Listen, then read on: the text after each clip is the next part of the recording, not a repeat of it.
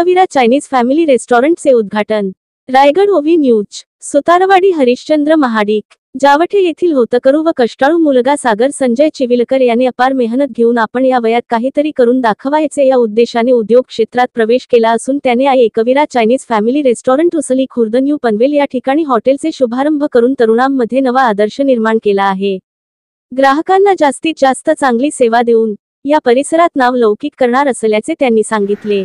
आपले हक्काचे मराठी चॅनल रायगड ओवी न्यूज चॅनल सदैव आपल्या सोबत। रायगड ओवी न्यूज चॅनल नेहमी पाहत रहा, लाईक करा, सबस्क्राइब करा आणि बेल आयकॉनवर क्लिक करायला विसरू नका।